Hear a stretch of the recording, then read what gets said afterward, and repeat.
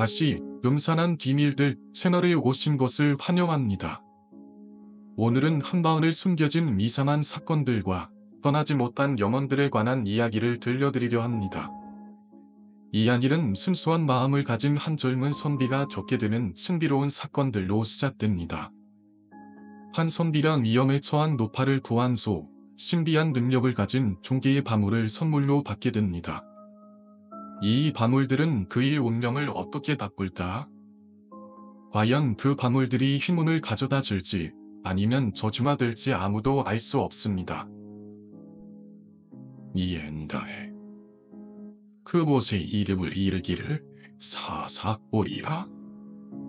사시사철에 큰 산에 그일이 들이온 곳으로 흑은 습하고 이지야 이름으로 가늠에 모두 힘이 많지만 또한 그 덕에 땅이 비옥하고 무엇을 심어도 잘 자라기 학손이 도무만지는 자는 없어도 사는 사람 모두가 제각기 입에 넣을 것은 스스로 만회할 수 있으니 행복한 마을이라.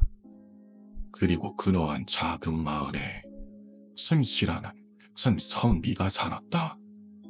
그는 어려서부터 느긋하여 사고를 치거나 공부에 힘을 쓰는 그 어느 때라도 저리 역을 다하는 법이 없었지.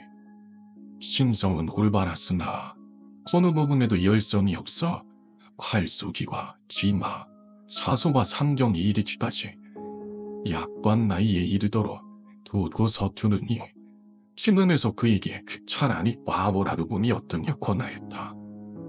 큰 시험을 경험하면 좀 달라지리라는 지대였다. 이 이야기는 이 선비가 사냥으로 바보를 보러 올라가는 길에서 시작한다. 마을에서 근본이 모아준 여비로 지팡이와 보찜을 마련하여 길을 떠난 어느 날 바삐 한야무로의 걸음을 서두르던 한씨의 앞에 웬 노파가 누워있는 것이 보였다. 한눈에 보기에도 그 한색이 심상치 않고 그 입에는 거품까지 문 것이 여간무 하급한 상태가 아니었다. 이모시여, 이모시여, 무슨 봉변을 당한 게요? 한씨가 간절히 부르니 하루를 떠는 눈을 간신히 지켰던 노파가 답하기를 기도를 올리고 돌아오는 길에 그만 뱀에게 물렸습니다. 하였다. 그제야 보니 노파의 발목에 날카로운 내점 이빨 자국이 있었는데 다행히도 한씨는 뱀이 흔한 자사골 출신이라 노파를 집으로 옮겨 약주를 타리고 뜸을 놓아 독일 다스렸다. 다행히 노파가 나이는 좀 먹었으나 평소에 건강이 나쁘진 않았던데 금세 정신을 차렸다. 한씨가 가져다준 냉수로 소간을 해결하고서야 안색이 좀 편해진 노파는 불편한 와중에도 정중히 저를 우였다. 아이고, 정말 감사하니 이를 데가 없습니다. 저는 이 성화골에서 평생 정보는 이런 먹고 살던 영화오라 합니다. 이로쭉 국명의 은혜를 비웠으니 어찌 상해를 해야 할지 모르겠습니다. 혹시 선비님께서는 어떤 일로 길을 나서고 계셨는지 여쭈어도 되겠습니다. 그러자 남을 사사골에서 나고 자란 사람들인데 선왕으로 과거를 보러 가니 중이었어. 저만의 다행으로 귀한 이연이 있어 이렇듯 소중한 목숨을 구할 수 있었은 것 저는 무로 생각하고 한씨가 들이말하자 더욱 감업한 듯 고개를 깊게 조아린 영신은 곧 자신의 서랍을 뒤져 한 가지 물건을 꺼내들었다. 그것은 낡고 오래되었으며 손때가 베인 무당 바물이었다. 다만 취한하게도 보통의 무당 바물이 크고 작은 바물 여럿을 매달라 제육질로 꼴리는 것 같아요. 그 얇고 고든 개에는 딱 갓난아이 주먹만한 큰 바물을 2개만이 캐여 있었다. 영신은 곧 그 금색과 금색 바물을 깨어 한씨에게 내밀었다. 살 날이 열이만 남지 않은 목숨이라도 이렇듯 보존하여 주신 돈에 감히 헤아리기 어렵습니다. 아까도 말씀드렸듯 저는 평생을 정복장을 이어보낸 자요. 하여 제게 베푸신 눈에도 이로써 갚고자 합니다. 아니, 이것은 그대가 벌어먹고 사는 물건 아니오? 어찌 그런 것을? 잠시간 안색을 표하였으나 영신은 괜찮다는 듯 마저 방울을 내밀며 웃었다. 어차피 제게 주어진 직분이 곧 끝나며 제게는 이를 물려줄 후손 또한 없으니 신뢰치 마십시오. 이는 지조만 물건이니 당신께 반드시 도움이 될 것입니다. 영신 오빠는 우선 첫째로 금색 방울을 책상 위에 올렸다. 이것은 생생령으로 내가 살아옴을 도운 산 사람의 질문이 응어리진 것입니다. 생생령은 보통 때에는 아무리 흔들고 찌어도 소리를 내지 않습니다.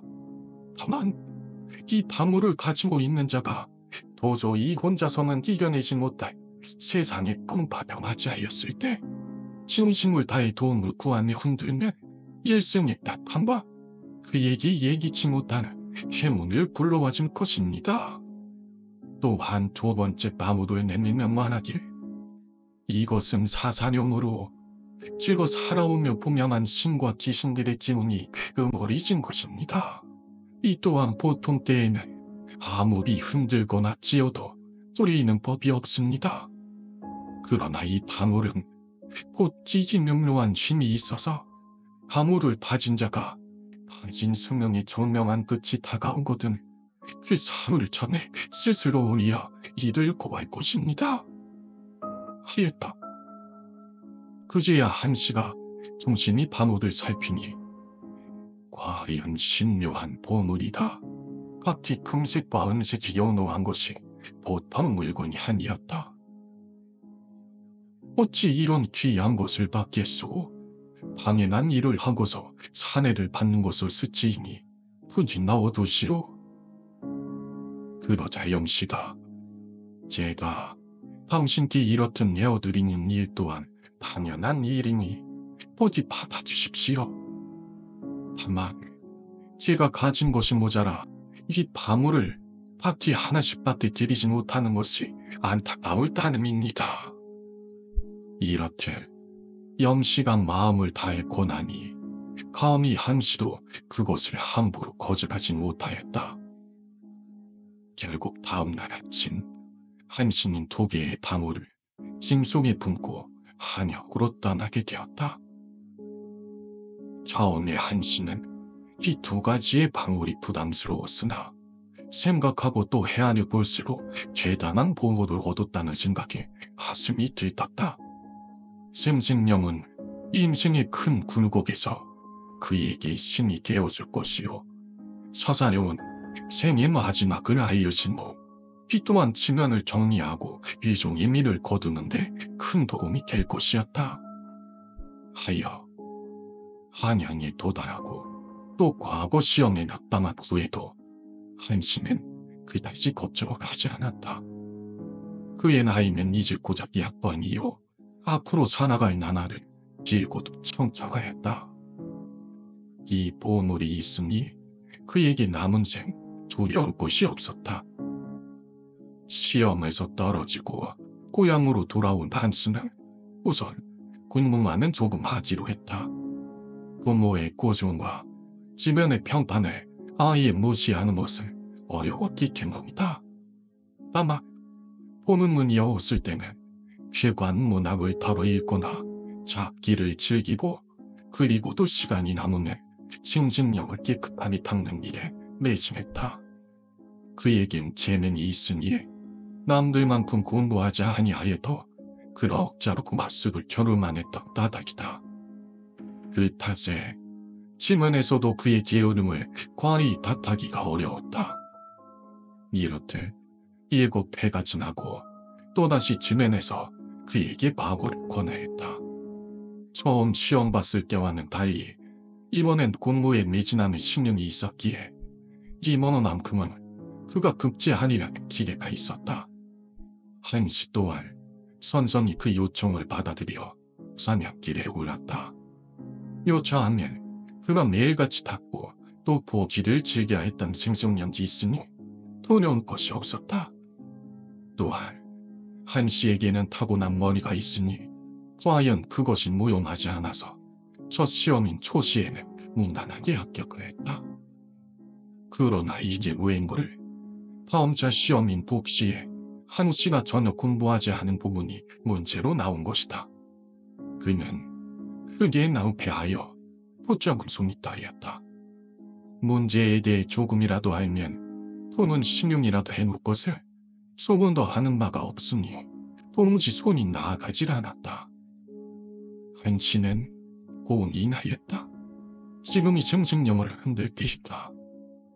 하지만 깊은 고뇌 끝에 그는 방문을 흔드는 대신 돛을 내려놓고 시험장을 나갔다. 얼마간 공부하지 않았음에도 초시에는 통과할 수 있었으니 조금만 더 공부하면 복시도 합격할 수 있으리라는 지디가 있었다.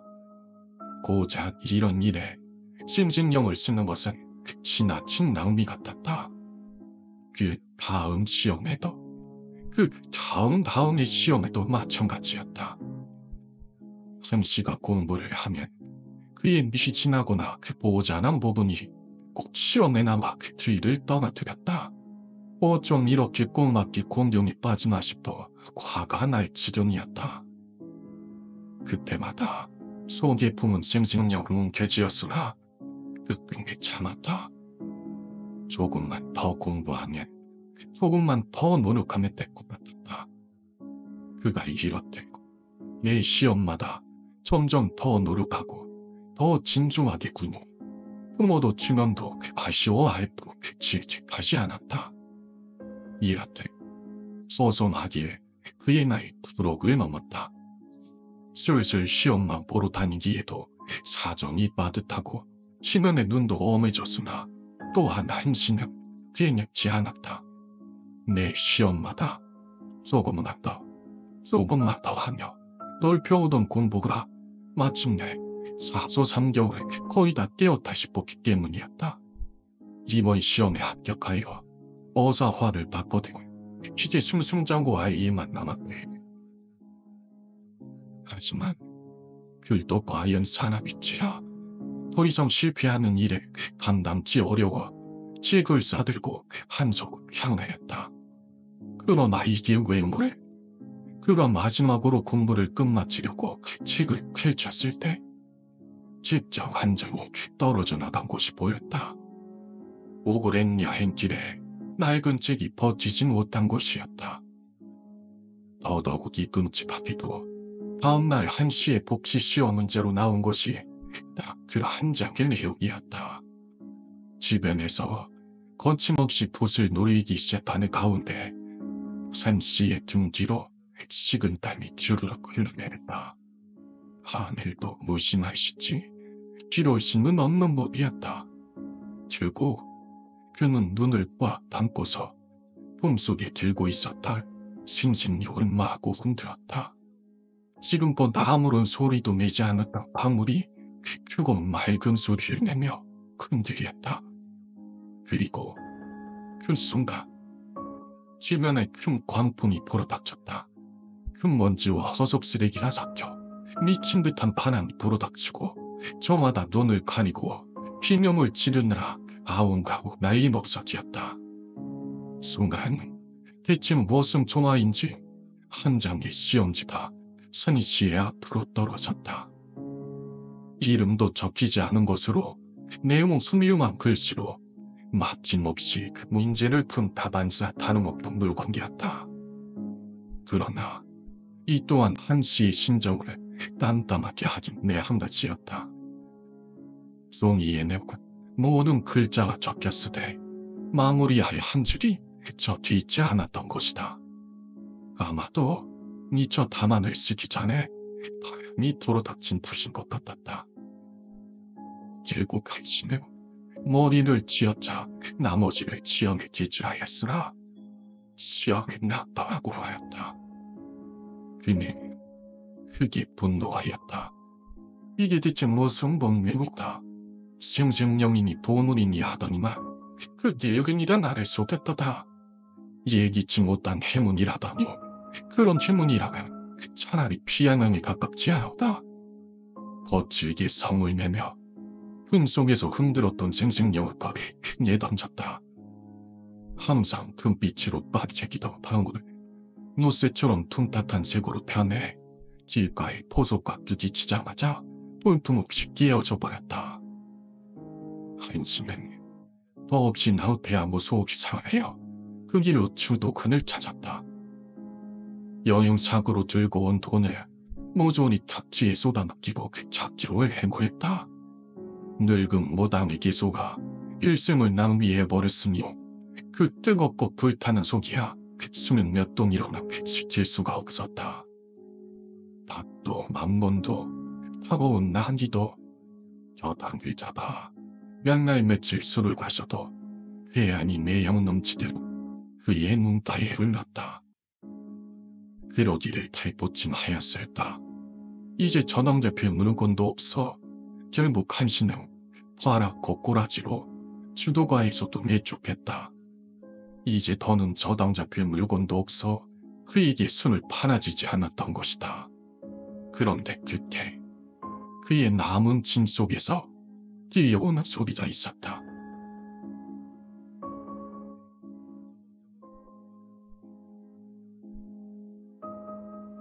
젤럭젤럭 맑고 고운 방울 소리였다. 한시가 튀고파여 보침을 풀어헤치고 과연 그 안에서 은색의 사산이고 저 스스로 몸을 튀추고 있었다. 닭죽 바물이 말라붙은 뼈로 하늘을 터리었다.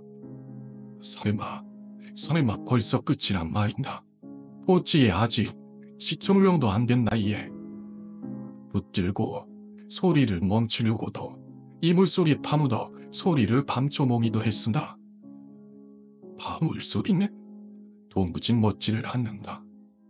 한치는 다급하게 길에 나섰다. 그에게 주어지지가면 이제 고작 사흘 뿐이었다. 객기가 되어 턴지 사망 후에 이름 모를 고원이 되는 것만은 치렀다. 그러나 고향으로 가는 길은 멀고도 험하다. 나귀를 타고도 이틀 가까이를 내리 달려야 도달하는 곳이다. 술을 저는 몸으로 사원을 걷는데 봐야 지 시오리도 동치 못했다. 사사령이 우리고 사흘째 한시의 몸은 도솜을 빠져나와 겨우 갯병 반 지난 곳에서 허물어졌다. 그의 낡고 비루한 몸에서 곧 손이 빠져나왔다. 한시의 고는 울부짖었다. 어찌 이럴 수가 있느냐? 샘샘령님이 사사령님이 했지만 아무런 도움도 되지 않았다. 이럴 줄 알았다면 더 잘 살려고 노릇했을 텐데 이럴 줄 알았으면. 그러나 객기에 오는 소리야 산 사람이 뒤에는 딱딱도 않고 곧 거는 옷 입은 세 사람이 찾아오니 그들이 곧 저승사자였다. 한신은 그들에게 읍소하였다.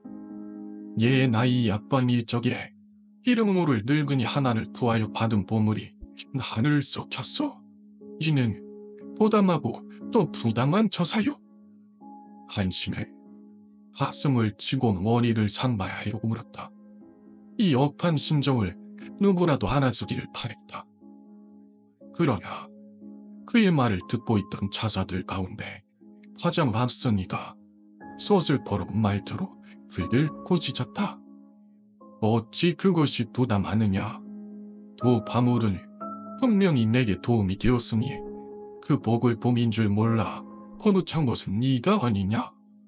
샘샘년이 내게 시험지를 가져다 주고 또 사사령이 왔다니 넉넉한 사울의 말미를 주었다. 마지막 한 줄만 적었으면 합격하였을 지혜가 까지만 가졌다면 회포를 풀었을 지래. 모두 네가 저버렸지 않다냐. 한시다. 옹호라 더 변명을 하였으나 차사들이 듣지 않았다.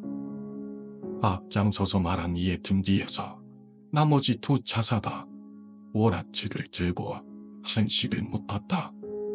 곧 곡소리가 들리고 그의 머릿속이 어지러워진다. 안 된다. 이렇듯 훨씬 높다. 나는 아무것도 이루진 못했는데 눈물이 넘쳐 아무를 적셔도 요거 하나 들어주지 않는다는데 한신은 꼭 정신을 잃었다. 그리고 그 순간 한씨의 몸이 거칠게 몸부리치며 자리에서 일어났다. 먹기라도 했던냥 거칠게 뛰는 심장과 폐장이 흉통을 부술 듯이 날뛰었다. 한신이 호흡을 가라앉히고 지면을 바라보니 눈에 익은지라 가만히 떠오려 보기를 영시 지니하노다. 한씨가 놀라 자신을 내려다보니 어린 피부도 깨끗한 손도 모두 약간 일적이 그와 다르지 않았다. 귀신이 코팔 누구시였다. 그가 어안이 벙벙하여 넋을 놓고 있자니 곧 방문이 열리며 영씨가 들어왔다. 마치 수십 년 전으로 다시 돌아온 것 같은 상황에 한씨가 말문이 막힌 사이 영씨 노파가 아주 먼 옛날에 그랬듯 고개를 조아리고 뒤에게 전우였다. 목숨을 구원받은 은혜를 이렇듯 귀한 분을 미모하여 갔던을 미리 사죄드립니다. 다만 이 도구가 한 세월 해온 일이라는 대저 남의 인심을 반추하도록 돌보게 하는 일뿐인지라 일이 되었으니 부디 선민님의 용서를 바랍니다. 마침내 뺨을 꼬집고 이 말을 쳐 지름이 꿈이 아니라 현실임을 깨달은 한씨는 화가 나니보다 넋이 나가 물었다. 네 몸이 길고 덧없어 이제야 지금이 현실인 것을 알겠습니다.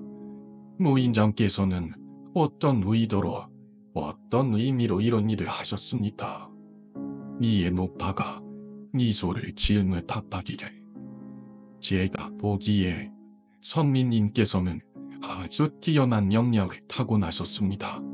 그것이 번우의 재능과는 격이 다르기에 보통의 노력만으로 남들과 견짐을 사셨겠지요. 우리는 대저 그것을 보통 운이라 부릅니다. 사지다 멀쩡하고 총명한 것도 분명히 얽히는 일 없이 건강한 것도 지식이 편안하여 호흡이 고르고 빛별이 편안하지 않아 양지다 충분한 것도 우리는 모두 운이라 불러야 옳습니다. 조상의 복도 장성이 이냐 살아온 선이다고요. 당신의 등 뒤에 붙어주는 세상의 한이 바람이지요. 그러나 그것만으로 살아가는 것은 매우 어리석은 일입니다. 운은 변덕스럽고 또 제멋대로이기 때문이지요. 제가 보여드린 꿈속에서 사서삼경의 마지막 한 장을 읽지 못한 까닭으로 시험지를 채우지 못하셨듯이 하늘이 덥고 지면이 덥고 도무가 덥더라도 제 후의 한순간 사람은 반드시 손자가 됩니다. 제 아무리 부모라도 자신의 인생을 대신 살아줄 수는 없는 법입니다. 선민님께서 정녕 입신이 양명하고 스스로 납득할 수 있는 성취를 바라시거든 절대로 신신령 하나에 한저하여 수양을 게을리하셔서는 아니 되었습니다. 이것이요 이 금방울 생진령의 이치입니다. 또한 죽음은 어떠셨던가요? 사울의 말미를 가지니 미련이 남지 않으셨습니까? 아니었을 테지요. 우리는 더러 죽음을 예고 없이 찾아오는 재난이라 말합니다만 결코 그렇지 않습니다. 죽음의 천조는 어디에나 있습니다. 날뛰는 말의 편자에 불현듯 찾아온 병마의 진위에 무너질 조짐을 보이는 지붕의 처마에 무고주 깃들어 있지요. 아주 가끔, 정말 아주 드물게 한두 명의 현명한 자들이 근엄한 죽음의 전적을 느끼는 경우도 있습니다. 하여 지면을 정리하고 미련을 없애려 노력하지요. 우리가 덜어 안 하던 짓을 하면 사람이 죽는다 말하는 이유가 여기에 있습니다. 물론 죽음이라는 공평한 재움의 앞에서 절탐고 생정 흉수에도 없는 이는 없을 겁니다.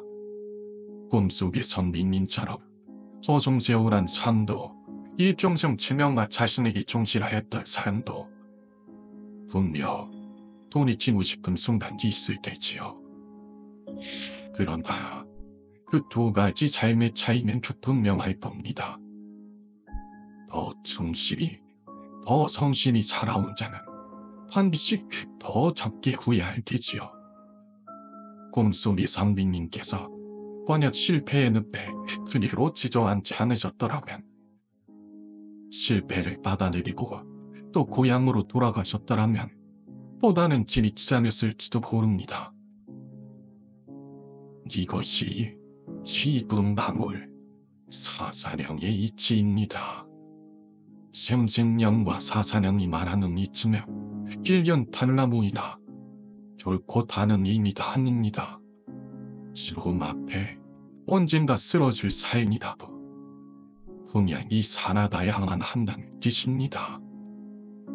어쩌면 실패할 꿈이라도, 어쩌면 가라앉고 말 패라도 우리는 살아야 합니다. 세상이라는 거대한 태양에 쏘진 모든 것들을 사용해 발버둥쳐야 합니다.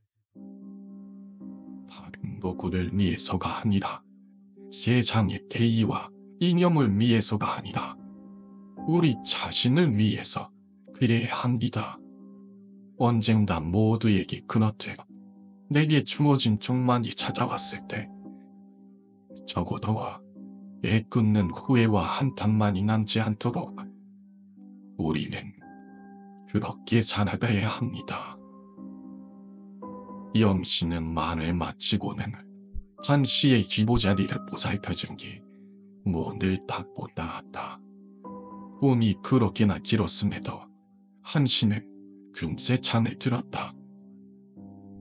다음날 아침, 한시가 깨어났을 때 침전의 집은 온데간데 없었다. 다만 그가 보침을 머리에 두이고 잤던 자리에 이름 모를 오래된 사당이 있었을 것. 한시는 그날로 시험을 포기하고 집으로 돌아왔다. 다만 이는 완전히 그만둔 것이 아니라 자신의 지난 삶의 공부가 너무나 부족하고 또 게을렀음을 깨달았기 때문이라고 설명했다. 절차투마하여 온 힘을 공부에 쏟은 한시는 3년 후에 과거 시험에서 개과에 급제하고 고향으로 돌아와 전력으로 부임, 오랫도록 선정 펼쳤다 전해진다. 이렇게 신비로운 바물에 관한 이야기가 끝났습니다.